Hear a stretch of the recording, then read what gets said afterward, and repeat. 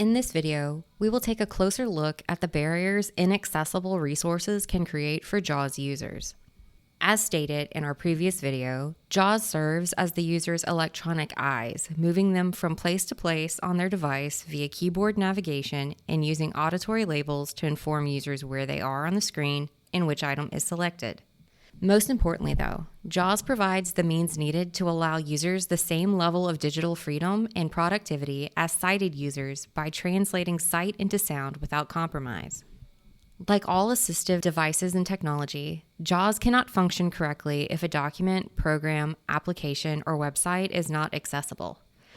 Although there is a much longer list of accessibility requirements that apply to websites, programs, and applications, we will only address those within the control of faculty and staff members in this video.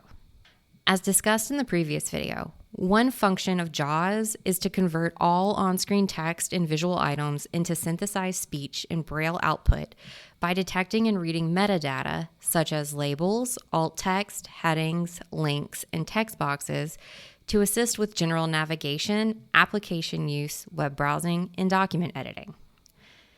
Any detected content on screen is then read aloud to the user by JAWS. However, if any of this data is missing, JAWS cannot accurately convey the information from the user's screen. This creates a barrier to information. Common metadata, design, and formatting issues that keep JAWS from functioning properly include missing alternative text for images, icons, and buttons, lack of structure from missing or incorrectly formatted headings or improper reading order, unlabeled form fields or fillable spaces like those seen in fillable PDF files, missing or misuse of tags, labels, and naming that prevent element searching or location, corrupted, outdated, or incorrectly formatted files like untagged PDFs or pre.docx Word files, and keyboard inaccessibility from mouse or touch-only functionality. Now that you know a little more about how JAWS should work, it is time to see what accessibility with JAWS looks like with another demonstration from Christina Matichek from the Office of Admissions and Aid. Good afternoon. This afternoon we're going to be demonstrating a couple of things with JAWS. A couple of things we're going to demonstrate is how PDFs versus Google Docs work and don't work with JAWS. And then we're going to demonstrate a properly labeled graphic versus an improperly labeled graphic. So I have slowed my speech down to hopefully help everyone understand where we're going to be at on the page. And right now, by using a couple of simple keys, I'm going to confirm where I'm at in my first message. Start faculty/staff nodding Workday Wednesday. So we are in the Workday Wednesday email that was sent out yesterday. I'll begin by opening the email. Now this email opens in a web page, which is great because the JAWS screen reading software is absolutely amazing on web pages. So because this opens up in a web page, I can move through this email with headings, arrow keys, etc. I'll navigate through the email to get started with my heading key now by pressing the letter H. Faculty/staff. So this brings me, I hit Control to stop speech. This brings me to the first portion of our email.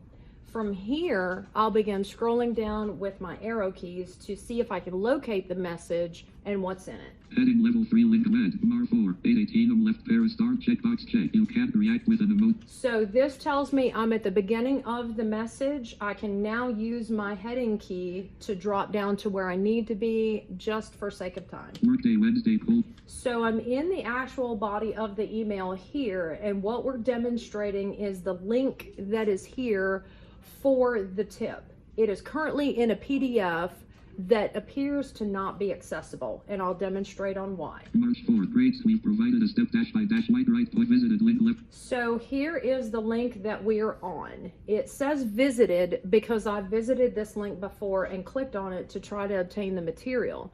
But there is something to note right above it.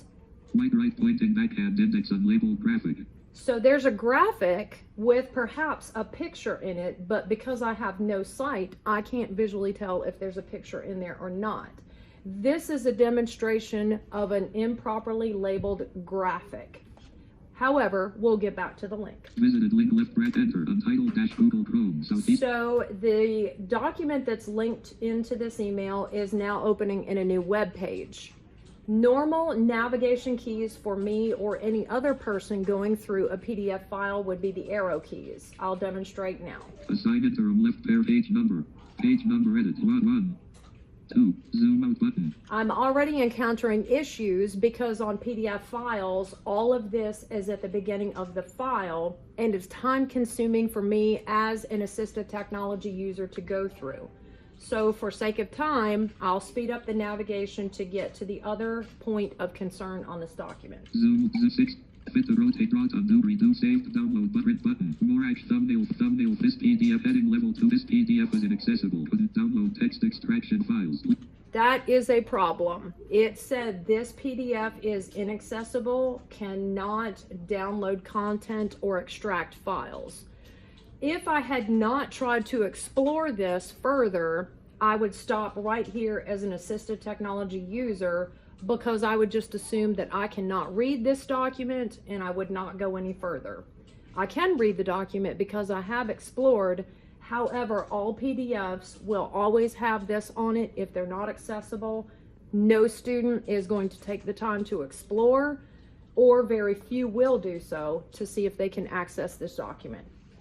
For sake of time, we'll go ahead and close out of the document and I'll get into a Google Doc to show you the comparison. Close document with leaving menus. Back main read. Start fact Southeastern Web T. Stop Jennifer Rao. Okay, this is an email that I've tested for Miss Jennifer Rowell in Human Resources. There is a link to a Google Doc that we will now get to. Enter. Read : Jennifer Rowell. Nuts add react reply most of show engage T. So this is a link to a document that she has recreated from a PDF to a Google Doc. Enter. Untitled Google Chrome. This document also opens obviously in a new window with Google.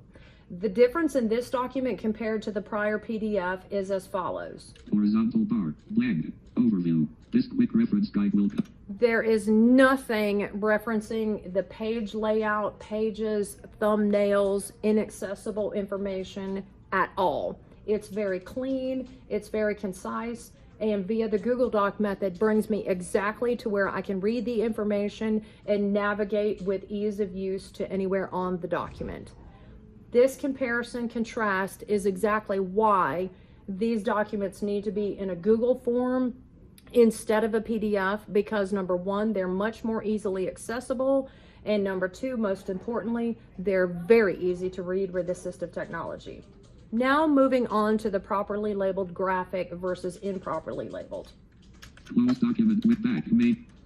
Start faculty Southeastern Web We Team. have this message that just came out from our Southeastern Web team regarding the accessibility information today. Enter access. I've opened the email and I'm moving through the email as I normally would using my navigation keys for headings. Southeastern Web T heading 931 nuts. You can't react reply more miss to me. Show detail.